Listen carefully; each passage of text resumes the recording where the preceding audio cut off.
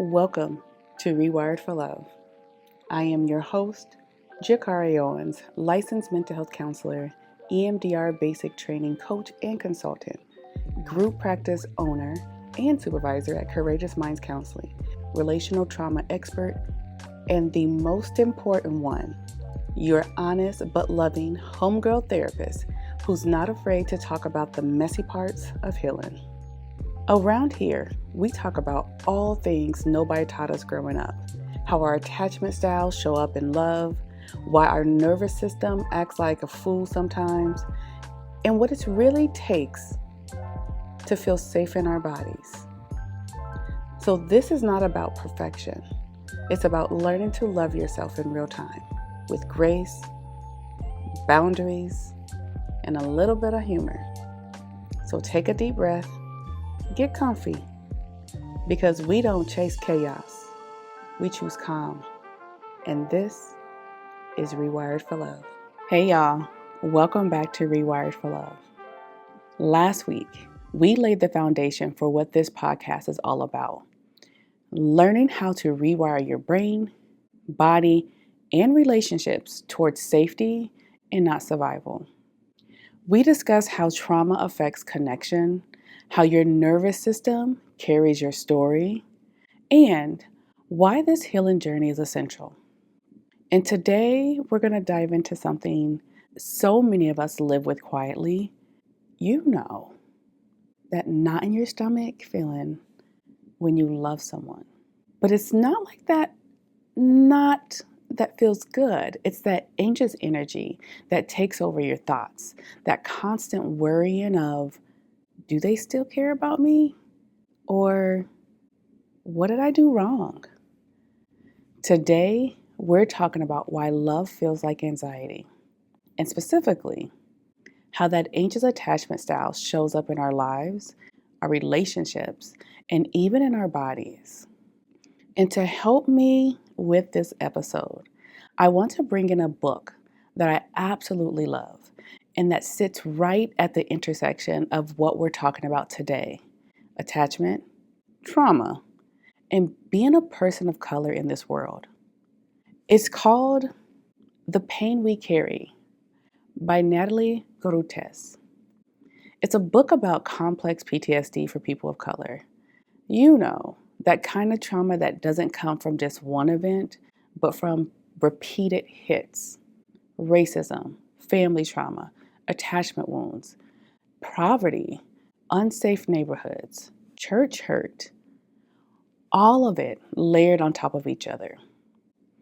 And when I think about anxious attachment, I see so much of what Natalie is talking about in my office. That feeling that love has never been fully safe, that your body is always braced for something to go wrong, and that you're constantly hustling for security in relationships, in the workplace, even within yourself. So as we talk about anxious attachment today, I want you to hear it not as you are needy or that you're too much, but simply put, this is my nervous system has been shaped by the pain I carried, and I'm allowed to heal that. So let's talk about how trauma literally gets written in our body. It's that tightness of our chest, those knots in our stomachs, those racing thoughts, and ultimately always scanning for danger. I want you to hold on to that. And now imagine having that in your body and trying to date somebody. And it looks a little bit like this. You meet someone, things are going well. But the moment they text slower, they sound off, or need space, your whole system lights up like they're pulling away. I did something wrong. I knew this wouldn't last. And all of those words wrapped up in one is anxious attachment plus complex trauma. It isn't just a thought that I'm scared they'll leave. It's so many people have left, rejected, or misunderstood me that now my body believes abandonment is the rule and not the exception. And specifically for my Black and brown people, Natalie named how racism, generational trauma, and constant microaggressions become the loudest background noise that we carry. And it says things like, you're not safe, you're not enough, and that you are always one mistake away from losing everything. You see, when you grow up in that energy, anxious attachment makes a whole lot of sense. Of course, you text twice. Of course, you replay conversations. Of course, you feel like you have to perform perfectly to keep people close. And the reality is, you're not being dramatic and you're not broken. You have a nervous system that has been in survival mode for a long time. So, I want to give you a story about a client that will help you to understand how anxiety truly lives within you. So, let's talk about someone and let's call her Maya. Maya grew up in a home where her caregivers loved her, but they were also overwhelmed, stressed, and carrying their own unhealed trauma.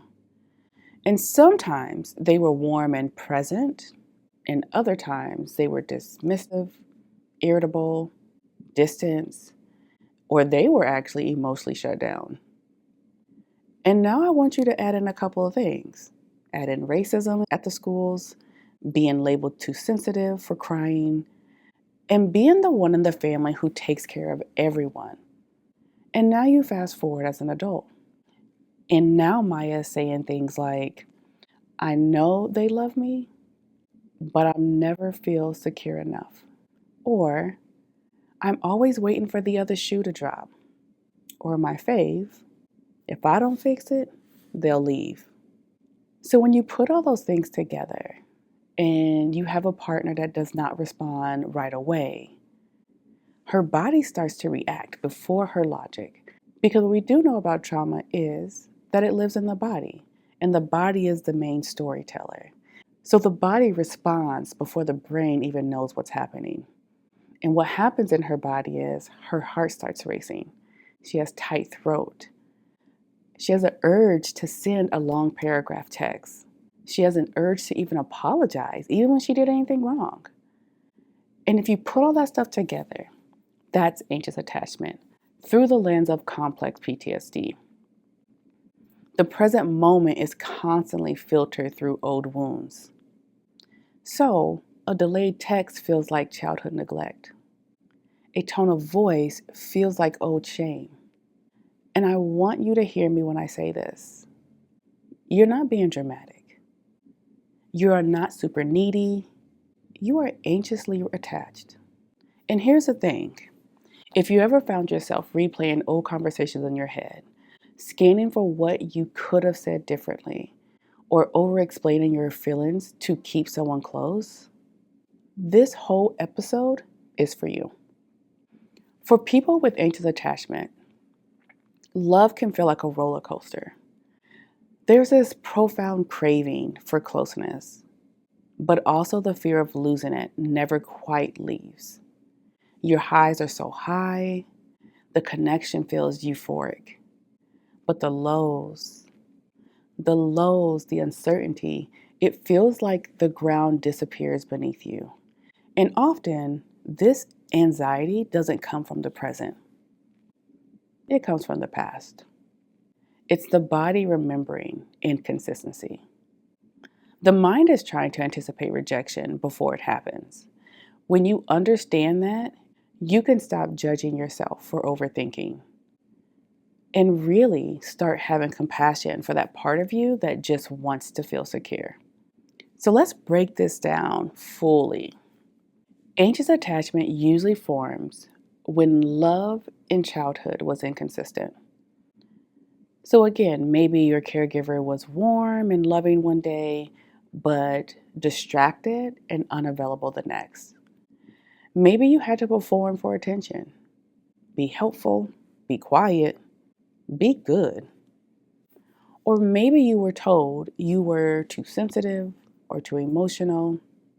So you learn to monitor closeness, to keep one eye on connection at all times. You learn that love wasn't steady, it had to be earned. And as a child, that was a form of protection. You scanned for signs of rejection to prepare yourself.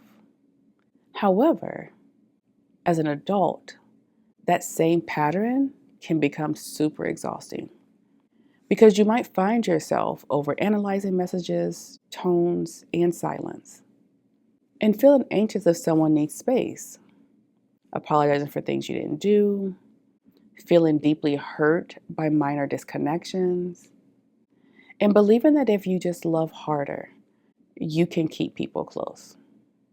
And again, that pattern doesn't mean that you're broken. It means that your nervous system is brilliant. It learned how to survive inconsistencies. But here's the part we often miss.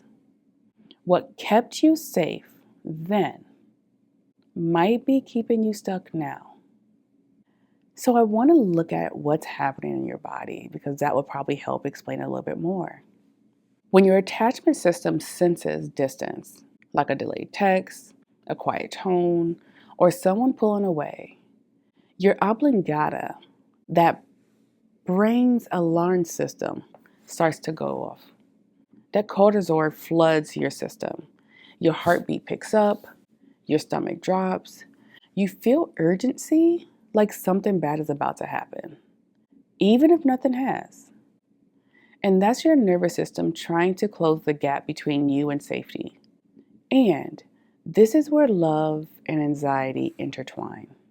For someone with anxious attachment, connection equals regulation. When someone pulls away, your body doesn't just feel sad, it feels unsafe. That's why no amount of logical thinking fixes it.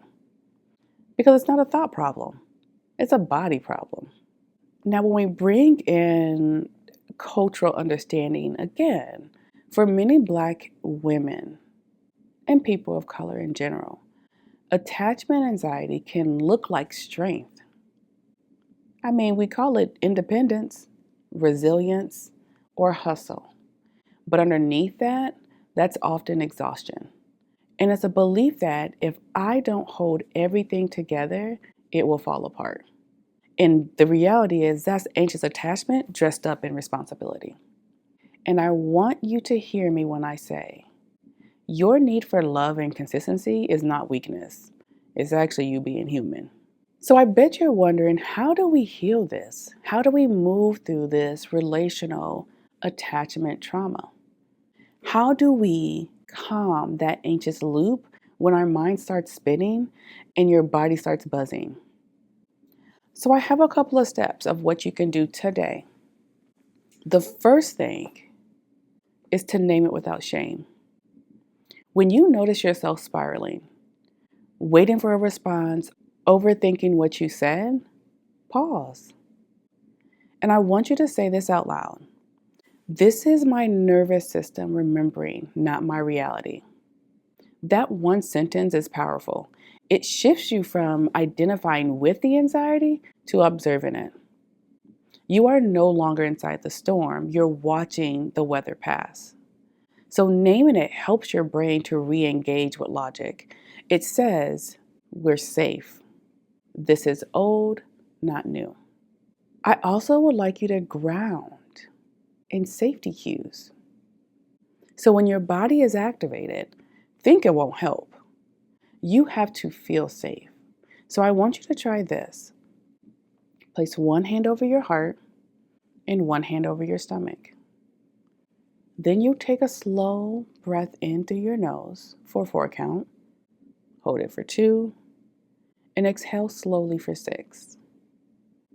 Feeling your heartbeat under your hand reminds yourself that you are safe in the moment and allows yourself to hold on to the affirmation, I don't need to chase peace, I can create it.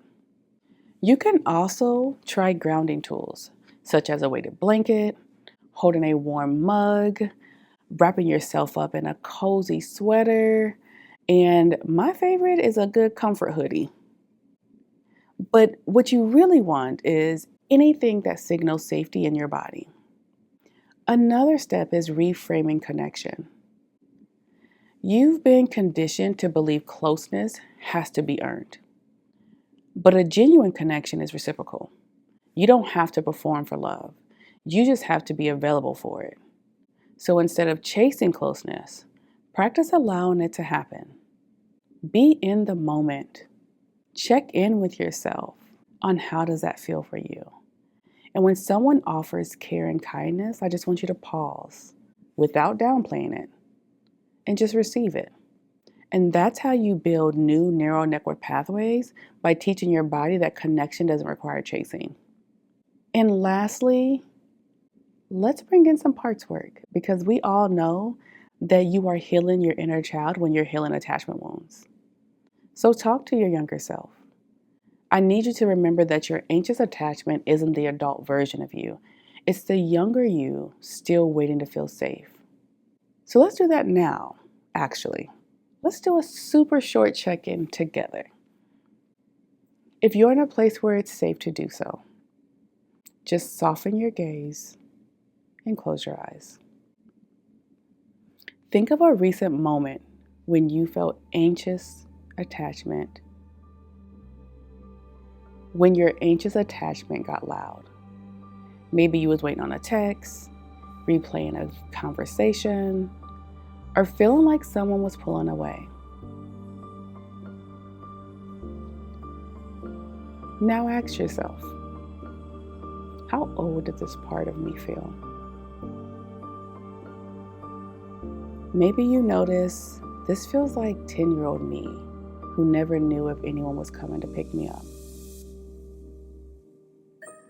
And then I want you to see if you can imagine that younger you standing in front of you. What does she need to hear right now? And from your wise, grown self, not that scared part, offer one sentence of compassion. And it may sound like this: you're not alone anymore.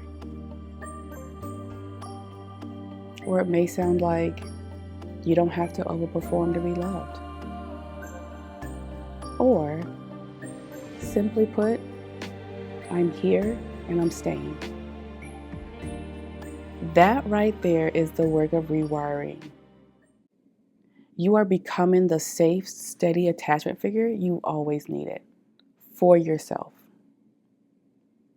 And if you're in a space to do so, if you're in a relationship, I want you to share this awareness with your partner.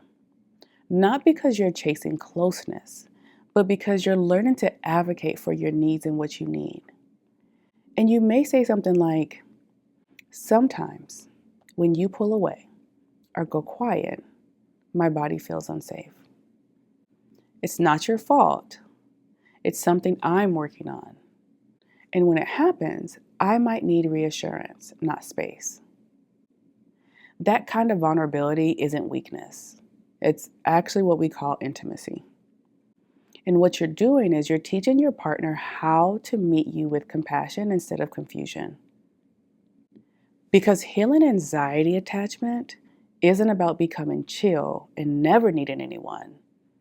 It's about building enough inner anchoring that when anxiety spikes, you don't abandon yourself to chase someone else.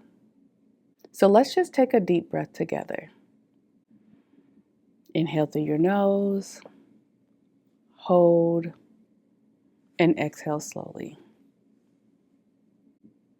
And now, I like to leave you with a reflection for the week. When you catch yourself overthinking or waiting for someone's response, I want you to pause and ask, what is my body trying to protect me from right now?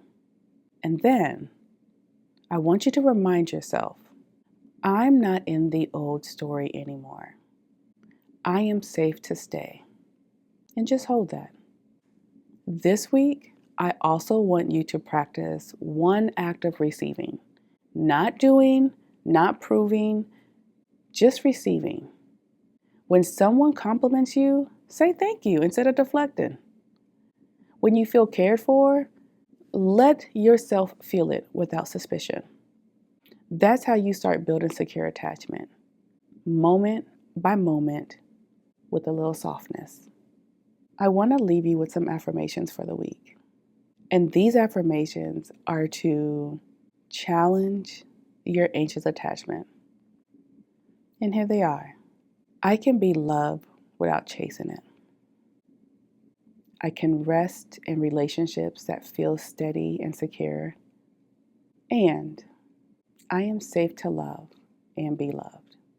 If anxious attachment has been running the show in your relationships, I want you to hear this clearly. You are not too much. You are carrying too much. And when we look at the book, The Pain We Carry, it reminds us that our anxiety and love is not random. It's connected to racism, family trauma, church messages, generational survival, and the ways our bodies have been guarded for years.